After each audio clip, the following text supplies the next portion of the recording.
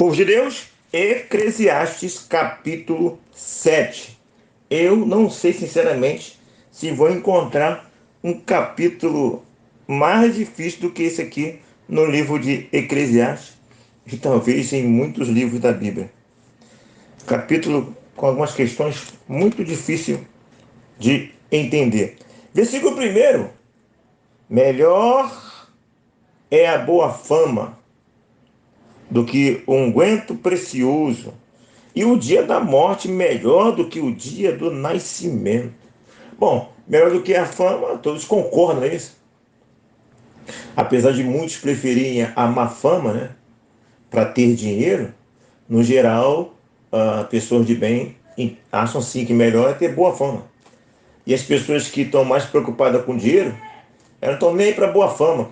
Por isso existem os ladrões, os corruptos, né, que são ladrões com nome diferente. Corrupção, a pessoa corrupta é só uma forma diferente de chamar ela de ladrão. Então ela não está preocupada com a boa fama, está preocupada com o bolso dela. Mas quem tem princípios vai se preocupar com o seu nome, que se fala da pessoa, que fale bem.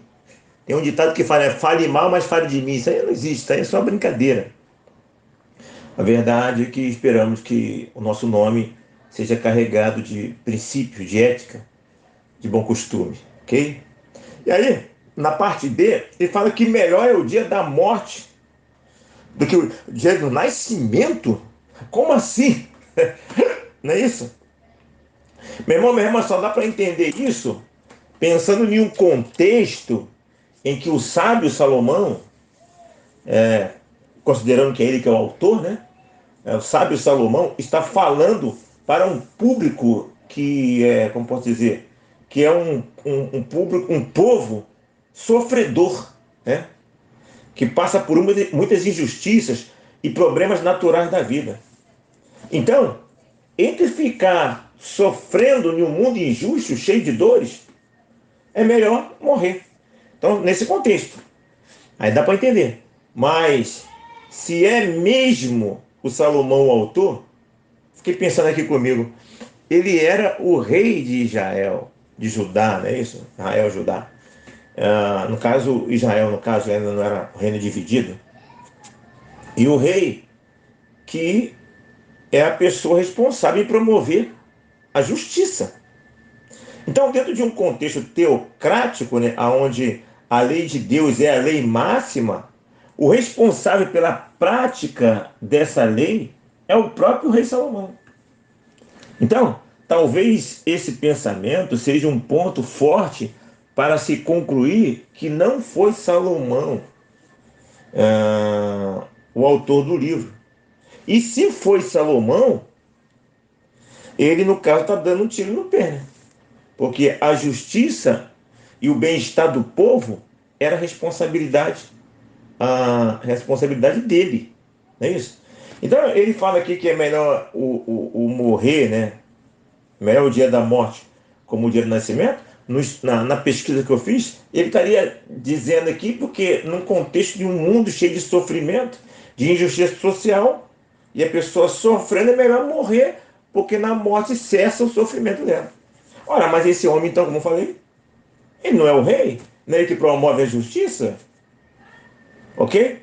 Então, seria isso o porquê que Salomão está falando que é melhor o dia da morte. Porque da morte cessa o sofrimento da vida, da injustiça, das coisas naturais, das vicissitudes da vida. É isso? Versículo 2. O versículo aí do versículo 1 até o versículo 4, na verdade, eles estão no mesmo contexto que eu acabei de falar aqui agora. Contexto onde as pessoas sofrem injustiça social, onde há muita opressão, é isso? Existem as questões naturais da vida, de catástrofe, enfermidades, e geralmente é o pobre que sofre isso. Então, o versículo 1 até o versículo 4 estão no mesmo contexto, e são apenas maneiras diferentes de falar sobre a mesma coisa. Então o versículo 2 fala: melhor é ir à casa aonde há luto do que ir à casa aonde há banquete. Então está dando esse contexto aí, né? Por que isso? O mundo é de sofrimento. Nesse mundo de sofrimento, de injustiça, sendo melhor morrer do que viver, ah, uma pessoa, por exemplo, que está em um ambiente de luto, o que acontece nesse ambiente de luto? Faz a pessoa pensar no que é melhor para ela, faz ela refletir na realidade da vida, né, no que é melhor para ela, de como ela pode sair daquela situação, leva ela a uma reflexão sadia, né? Ah, e aí, se ela avaliar isso, e olhar as dores que ela tem, segundo aí parece o pensamento de Salomão, ela vai concluir que é melhor morrer. Porque nos lugares de banquete, nos lugares de festa, a pessoa será estimulada a pensar em viver. E viver para Salomão parece ser algo muito sofredor. Então, para aquele público pobre que ouvia Salomão, né, e tudo indica que era o súdito dele, né, que já que é Salomão, ele está falando para os súditos. Ah, ele está falando assim, ó, nessa situação aí de dor, de morte, de injustiça, é melhor você pensar na vida como ela é, e ao pensar na vida como ela é, você vai olhar e ver que a melhor solução é a morte. Olha só que coisa doida. Você vai refletir isso no luto. O luto te leva a pensar na morte, da vida como ela é. Então você vai entender que é melhor morrer do que ficar nesse sofrimento. Que coisa de doido. Nas festas não, na festa você se ilude e aí você, na verdade, não vai refletir da maneira correta nos banquetes. Que doideira, gente. É isso mais ou menos que Salomão teria falado. Entendeu? E aí, olha só. Se Salomão, no caso, está falando para o súdito dele, então se ele está refletindo o mundo que é mal, então ele era um péssimo rei. Ou então ele não tinha domínio algum sobre o mal. Se ele retrata um mundo tão ruim assim, ele é culpado desse mundo ruim aqui, porque ele é rei. Então, a não ser que não seja Salomão. Ok? Outra coisa, como viver é só sofrimento? Se o próprio Salomão está falando de banquete, ele está falando de festa, então no mundo de sofrimento é possível ter banquete, é possível ter festa. Porque ele coloca aqui, é melhor a casa onde há luto do que ir à casa onde há banquete. Então no mundo de dores pode ter banquete? Tá vendo? Então parece que uma autocontradição. Então o autor aqui, seja Salomão ou não, está tendo uma visão muito pessimista. Ele está para baixo. Seja Salomão ou não, está numa depressão aí, tá vazio, está em crise. E essa crise está levando ele a ter algumas reflexões estranhas, né, complicadas de entender. Então, capítulo 7, 3 e 4. Né? Capítulo 7, 3 e 4. Melhor é a mágoa do que o riso, porque com a tristeza do rosto se faz melhor o coração. O coração dos sábios está na casa do luto, mas o dos insensatos na casa da alegria. Tá vendo? Eu estou enfatizando. Do 1 ao 4, a ideia de um mundo totalmente ruim, perverso, de dores, de enfermidade, e para acessar isso só pela morte. Essa é a ideia geral que eu fiz a pesquisa e o Chambre, por exemplo, nos passa a ideia desse contexto. Então, como eu disse, o versículo de 1 a 4 estão no mesmo ensinamento, dentro do mesmo contexto, mas estão usando comparações diferentes para falar sobre a mesma coisa nos outros versículos, de 1 a 4. Então o autor Salomão só fala coisas contrárias à nossa lógica dentro desses versículos. No versículo 3, ele diz que é melhor a mágoa do que o riso. E para piorar ainda, ele diz que a tristeza do rosto é bom para o coração. Ai, meu Deus. Ora, em Provérbios, capítulo 15, versículo 13, diz que o coração alegre formoseia o rosto. Então, no geral, a mágoa, ou seja, a tristeza no coração, né? Um coração magoado faz a pessoa refletir melhor sobre a vida e entender a vida como ela é. Então, é melhor para o coração do, do é melhor para o coração ah, ah, sofrer, né?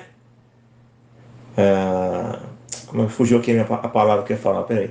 É melhor para o coração esse pensamento real do que é a vida, do que o coração ter falso entendimento sobre a vida e ter perspectivas falsas. Então por isso, é isso que ele está falando. O texto está falando aqui, a mágoa, a dor, versículo 3, faz a pessoa refletir de maneira correta sobre a vida. Ok? A tristeza no rosto faz melhor o coração, no sentido que esse coração agora ele vai ter entendimento reais e não entendimentos ilusórios. Por isso que é melhor o que está falando, nesse contexto. A dor, a mágoa vai levar você a concluir a vida da maneira que você tem que concluir. Porque no banquete, em outras situações, você vê a vida, você compreende a vida de maneira errada. É isso que está ensinando. Ok? Se a pessoa pensar e ter no coração a perspectiva real da vida e seguir o que Salomão diz, ela vai ter uma perspectiva real do que Salomão está dizendo, e essa perspectiva levará a pessoa a desejar a morte. Isso não é estranho? Mas é a ideia do texto, segundo pelo menos o comentário de Champ, que eu entendi. Né? Então, meu irmão, ao ler tudo isso, pensei comigo, rapaz, eu acho que Salomão não estava puro, não. Salomão não estava puro, não. Ele devia ter tomado aí uns vinhos. Aí depois de tomar uns vinhos, ele foi escrever ou falar para o público dele. Cara. Né? O que se diz é que Salomão estava em um estado de depressão. Né? Mas eu acho que nós podemos conjecturar também que o nome dessa depressão seja vinho, muito vinho. Cara, quando ele fala essas coisas, parece que ele estava meio. Não estava puro, estava meio cheio de goró, né? Meio embriagado. Né? Mas no geral as pessoas falam de um ambiente vazio, de depressão. E olhar para a vida e não ver sentido, e, poxa, esse sofrimento todo é melhor morrer. Aí, mais uma vez, eu enfatizo, mas ele não fala de banquete, não fala de coisas boas. Interessante. Bom, vou fazer algumas aplicações aqui pastorais, desse versículo 1 até o versículo 4. Aplicação geral. Eu sempre digo que quando uma pessoa é usada por Deus para escrever um hino ou para pregar, a pessoa nem imagina o uso que Deus irá fazer daquela inspiração. Os escritores da Bíblia, eles nem de longe não sabiam sobre essa enorme extensão que os escritos deles teriam hoje. Né? A inspiração de Deus através de seus profetas sempre foi muito além do que o próprio autor da escrita imaginava. Portanto, eu quero levar você a pensar no seguinte: quando Salomão diz que melhor é pensar na morte do que na vida, e melhor é a morte do que o nascimento, o dia da morte do que o nascimento, nós podemos concluir que Deus o estava usando muito além do que ele imaginava. Não. Depois de você acabar aqui a nossa devocional, não deixe de ler Romanos capítulo 8, versículo 18. E se Salomão estivesse bêbado, como eu brinquei agora há pouco, Deus teria usado um Salomão bêbado? Meu irmão, minha irmã, Deus usa a quem quer, na hora que quer e no jeito que estiver. Não importa.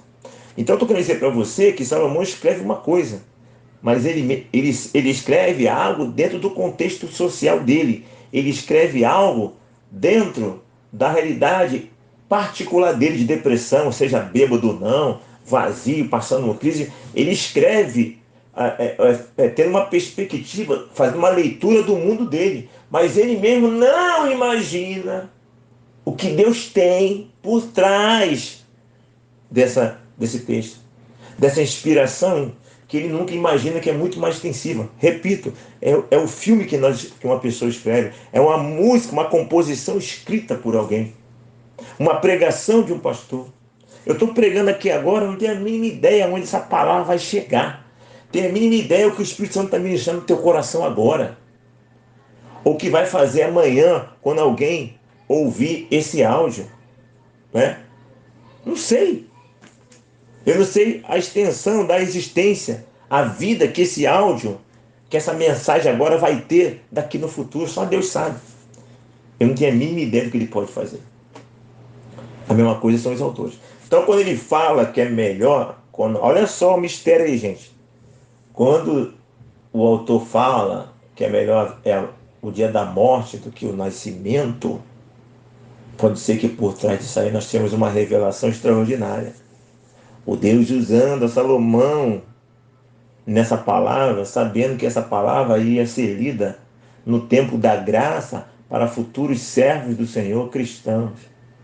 E Deus está falando, de repente, para mim, para você, na boca de Salomão, minha serva, meu servo, é melhor o dia da morte que o nascimento.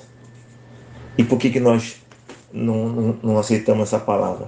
Porque ainda nós estamos nessa realidade humana, a morte ainda assusta, há uma esperança, mas a morte não combina com a eternidade. O material não combina com o espiritual, e a ideia de morte é sempre ruim para nós, porque ainda nós vivemos ainda na prisão desse corpo, mas aí mesmo na prisão, Deus fala o tempo todo: ei, meu servo, a morte é melhor do que a vida. Mas nós não entendemos isso, nós não queremos isso. É isso? E a Bíblia fala lá no Novo Testamento que Deus não é Deus de mortos, mas Deus de vivos. Percebe? Pode ter mistério por trás. Não estou afirmando, mas pode ter mistério por trás. Versículo 7. O texto confirma, junto com outro texto da Bíblia, que opressão e suborno sempre existiram. E os pobres sempre foram as maiores vítimas dessas práticas. Que o versículo 7 aqui, ó, diz que a opressão, verdadeiramente a opressão faz endoidecer até o sábio, e o suborno corrompe o coração. Tá vendo? O versículo 7 só está mostrando a realidade que o mundo sempre foi. Versículo 8. Olha o versículo 8 aqui, ó. Melhor é a fim das coisas do que o princípio. Melhor é o paciente do que o arrogante. Ó, o texto confirma, junto com outros textos da Bíblia, ou melhor, o texto confirma, ó, o versículo 8 mostra que é melhor o fim das coisas do que o seu princípio. Ora, se a morte é o fim do sofrimento dentro do contexto de Salomão, então melhor é o fim das coisas, porque o fim das coisas é sair do sofrimento. Isso é uma interpretação dentro da visão de Salomão, do contexto de Salomão. Ok? Então, considerando o contexto, parece que é isso que Salomão está querendo dizer. Ele está voltando de novo ao argumento inicial dos 4 primeiros versículos. O mundo é mau, então é melhor o fim da vida do que o início da vida. É melhor o começo do que o fim. É isso que Salomão está ensinando aqui. Ok? E lembrando que dentro da interpretação que eu fiz, a minha conjectura, não afirmo, mas eu acho que nós podemos enxergar o texto assim. Bom, se é melhor a morte do que o nascimento, e pensando na glória eterna, pensando nas regiões celestiais, então também faz sentido. Melhor é o fim das coisas do que o princípio, porque o fim de todas as coisas será melhor dentro de uma perspectiva cristã. Ok? Muito mais além do que o próprio Salomão imaginava, porque Salomão estava muito limitado. Versículo 9. Não te apresses em irar-te, porque a ira se abriga no íntimo dos insensatos. Ou seja, O texto diz para não nos apressarmos no ato de ira. Romanos 12, 9 diz o seguinte: dai lugar à ira. É isso? Então aqui, em Eclesiastes, a orientação é no sentido de que devemos evitar a ira. Enfim, Salomão então ele começa a falar alguma coisa lógica para a gente, né? Concordamos, precisamos evitar a ira. Já lá no texto de Romanos, o texto está nos dizendo, nos ensinando, que a prática da ira pertence a Deus. Porque o texto todo, lá de Romanos, diz assim, ó, dai lugar à ira de Deus. Não, o texto todo não, né? Outra parte do texto, que é o mesmo texto, dai lugar à ira de Deus. Observou o que eu fiz aqui agora? Eu comecei a fazer esse comentário do versículo 9 e eu só li o seguinte: Romanos 12, 9 diz, dai lugar à ira. Aí se você pegar essa palavra que eu estou dizendo, Romanos 12, 9, diz, dai lugar à ira, como é que aqui então o versículo 9 o texto fala para nós não nos apressarmos no ato de irar? Eu fiz isso só para levar você a pensar que um texto sem contexto, pode nos levar a chegarmos a conclusões erradas. Então eu fiz você pensar em um texto sem contexto, para te ensinar a importância de você buscar o contexto. Porque se você pegar o Romanos todo, você vai ver que o que ele está dizendo é diferente do que o versículo 9 de Eclesiastes fala, desse capítulo 7. Mas eu citei só uma parte para provocar você a pensar errado, para ensinar você a importância de você sempre buscar o contexto. Ok? Cuidado com aqueles versículos isolados que você memorizou, que você conhece, então quando você ouvir, isso é muito perigoso. Ok? Versículo 13 e 14. Atenta para as obras de Deus, pois quem poderá endireitar o que ele torceu? No dia da prosperidade, goze do bem, mas no dia da adversidade, considerem que Deus fez tanto este como aquele, para que o homem nada descubra do que há de vir depois dele. Então, quem pode endireitar as obras que Deus fez? É o que o texto está dizendo. Observe, meu irmão, minha irmã, que o endireitar aqui as obras de Deus é um endireitar dentro da ótica humana, desse versículo 13 e versículo 14. Porque para a natureza humana, Deus faz ou permite acontecer algumas coisas que são erradas. Né? Muitas vezes, por que Deus deixou acontecer isso aqui? Por que Deus fez isso aqui? Isso é o que a nossa natureza humana pensa. Né? Mas Deus, na verdade, faz e deixa fazer o que Ele quer. E Ele é Deus e a nós nos resta, meu irmão, minha irmã, aceitar. E aceitar, como nós sempre falamos, dói menos. Então, nós já aprendemos que na cultura judaica o diabo não existe. E que Deus é o causador do bem e do mal. E muito do que é mal para nós, né, na ótica de Deus é bom. Então, o mal que nós entendemos como mal, no plano de Deus, não é mal, é bom. Mas para nós, não é. Ok? O que não é bom para nós, é bom para ele. Naquele contexto de Eclesiastes, ele não tinha essa questão aí de consequência, né? Que o homem faz o mal, recebe o mal por consequência. Não, não é por consequência nada. Deus é que faz tudo. Né? E já num contexto de hoje, nós já temos, na verdade, o entendimento que as pessoas, o ser humano, ele acaba ganhando fruto dos erros dele. Ele planta errado, vai ter colheita errada. Ok? Mas mesmo ele plantando coisas boas, fazendo padrão, Deus pode fazer ele passar por situações, deixar ou fazer, e se Deus deixar ou fazer, o entendimento é que todas as coisas contribuem para o bem daqueles que amam a Deus. Mesmo que as pessoas entendam que é ruim, elas podem entender que aquilo é ruim, mas no projeto de Deus é bom. Né? Então nós temos ensinado que Deus é inescrutável, insondável. e que as outras partes do filme dele, que é a Bíblia toda, é a história da humanidade, mostram que todas as coisas então contribuem para o nosso bem. E o depois da morte, meu irmão, trará muita surpresa para nós, não tem a mínima dúvida disso. Ok? Versículo 15. Tudo isto vi nos dias da minha vaidade. Há justos que perecem na sua justiça e há perversos que prolongam os seus dias na sua perversidade. Tá vendo?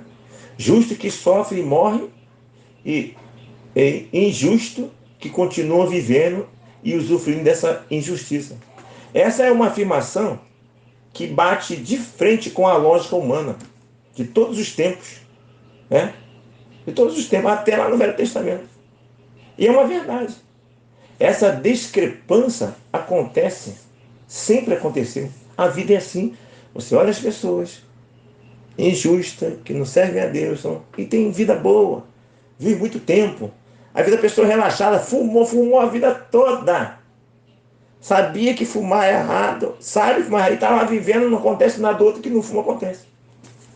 Tem essas coisas. Meu irmão, uma aplicação prática, uma resposta satisfatória para esse fato é o juízo final, após a morte.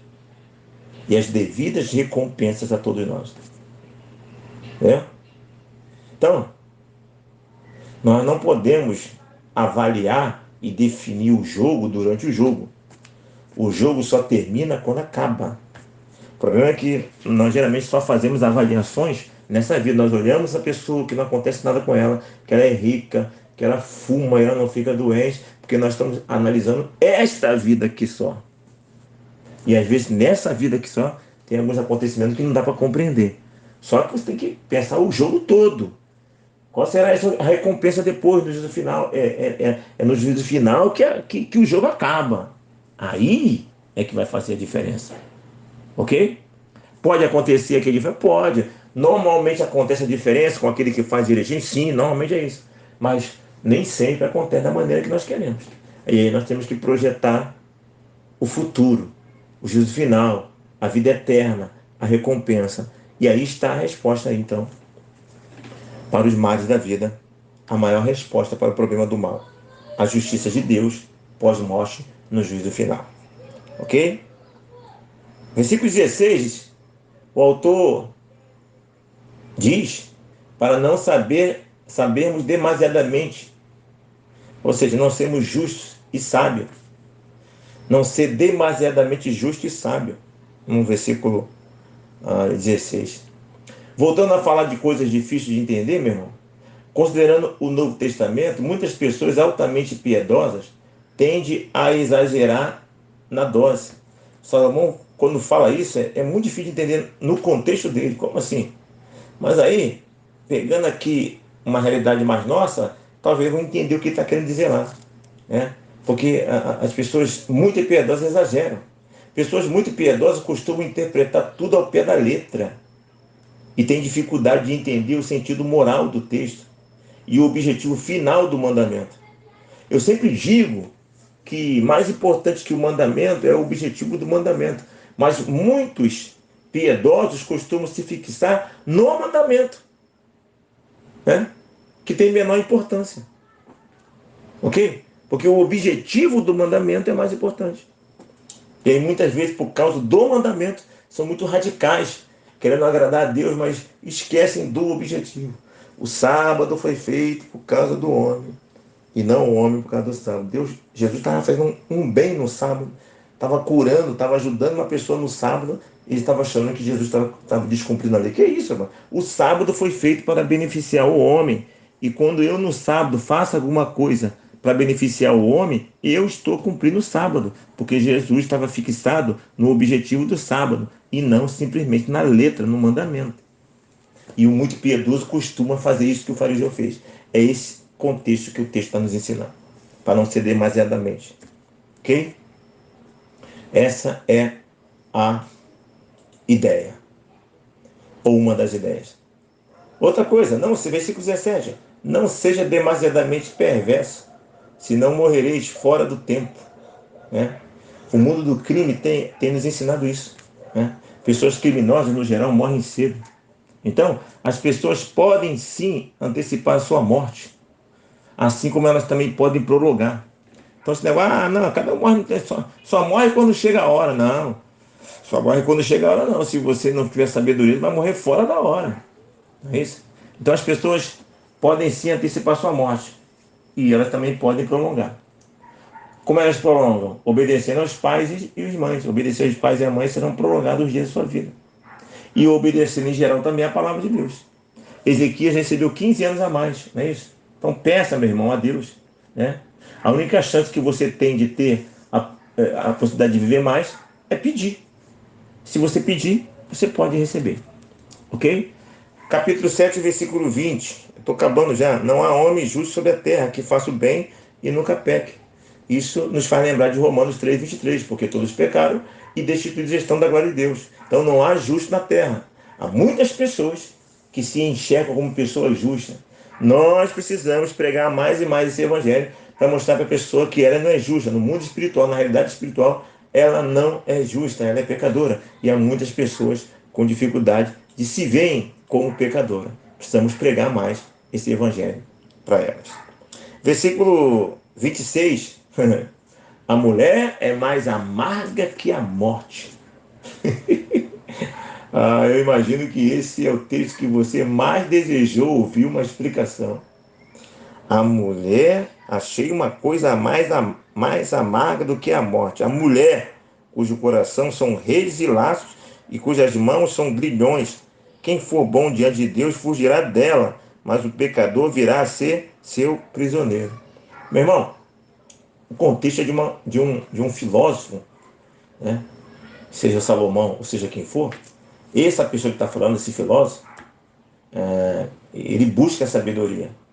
Então, na busca dessa sabedoria que ele tanto enfatiza, ele, na busca do crescimento, nesse caminho, ele encontra a mulher prostituta. Ou ele pode encontrar a mulher prostituta. Aquela mulher prostituta lá, aquela mulher adúltera, do Provérbios capítulo 5, do capítulo 7, né? Mulher adúltera, mulher prostituta. Esse tipo de mulher, ela é até religiosa, mas é uma desgraça para os homens. E pior do que isso, ela é pior do que a morte. Porque ela leva o homem piedoso, o homem de Deus, à desgraça, porque ela é adúltera, porque ela é uma prostituta. Não?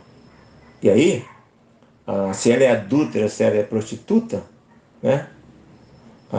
E Salomão entende que o adultério, né, a prostituição, causa consequências para quem se envolver com isso, para o homem que se envolver com isso no adultério. Quem se envolver com o adultério vai ter dores nessa vida. E Salomão já vem nos falando que a morte cessa a dor. Entre você ter a dor por consequência de se envolver em adultério com uma mulher, essa mulher tem marido. Existem leis que vai punir quem fazer isso. E leis severas. Então, entre você sofrer com consequência da prostituição com uma mulher, com o adultério, é melhor a morte, porque na prostituição, no adultério, tem sofrimento. Na morte não há sofrimento. Então, essa mulher é pior do que a morte, porque essa mulher provoca sofrimento na vida, e a morte não provoca sofrimento nenhum. Esse é o entendimento. Né? Porque a morte faz cessar a dor. A mulher adúltera faz aumentar a dor. Né?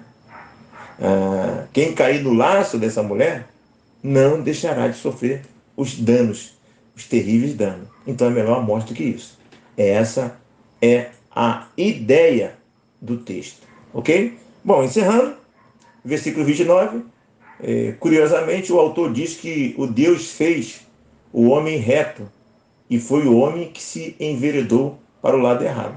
Esse versículo aqui praticamente contraria quase que todas as afirmações do autor e do Velho Testamento, naquele contexto. No contexto geral do filme de Deus, né, lá no Velho Testamento, na Bíblia, essa é a resposta usada para responder o problema do mal. Então, quando nós vemos o problema do mal, de tanta desgraça no mundo, o que os teólogos geralmente respondem? Bom, o mal existe por causa do pecado. As catástrofes existem por consequência do ser humano. É o ser humano que mexe com a natureza. O ser humano é que faz mal ao ser humano. Então é consequência. Tá? Tá? Então, esse versículo, isso é a teologia de hoje. Então, esse versículo que fala que Deus fez o homem reto e foi o homem que se enveredou para o lado errado, está escrito em um contexto do livro de Eclesiastes, e é muito estranho para a gente, porque naquele contexto lá de Eclesiastes, o bem e o mal sempre veio de Deus, independente da vontade humana, repito. Então, é um versículo bem curioso. Você está dentro desse contexto de Eclesiastes. Às vezes uma pessoa tem um problema mental, mas há momentos da vida dela que ela volta um pouquinho só à lucidez. Existe enfermidade na mente que a pessoa fica totalmente assim, fora de si, mas em vez de quando dá um estalo, ela volta a ter lucidez, mas depois volta de novo à doença. Então, retornando aí logo no seu estado mental de enfermidade, me parece que o Salomão estava meio bêbado, ou com alguma depressão, né? E aí ele fala aquelas coisas todas difíceis de entender, mas de repente ele volta em um estado mental normal, de repente tem um momento de lucidez, né? E fala algo que para nós tem lógica, nesse versículo 29, né? E aí de repente ele volta de novo a falar o que ele já vem falando. Estou só conjecturando aqui para tentar entender o versículo 29 dentro do contexto cultural, né? A verdade é que esse versículo 29 tem tudo a ver com o Novo Testamento, com o nosso entendimento hoje. Mas no entendimento do passado lá, ele é difícil de compreender daquela cultura, né? E aí, talvez esses momentos de lucidez do autor lá de Eclesiastes pode ser pode responder muitos de nossos questionamentos na hora de interpretar o texto. Eu falei que esse capítulo vai ser um capítulo pesado, já tem 37 minutos, eu nem sei se a grande maioria das pessoas que fazem devocional vão conseguir chegar até o final, mas não teve como diminuir, porque o texto realmente é muito difícil, é complicado, ok? Ufa! Terminei então esse difícil capítulo 7 de Eclesiastes. Misericórdia, né? Ainda bem que o livro de Eclesiastes só tem 12 capítulos, né? Se fosse mais, não sei não, hein? Não sei não se fosse mais do que 12 capítulos, ok? Tá aí então um pouco das explicações do difícil texto de Eclesiastes capítulo 7. Aqui, Pastor Renê, pense em todas essas coisas e que Deus nos abençoe.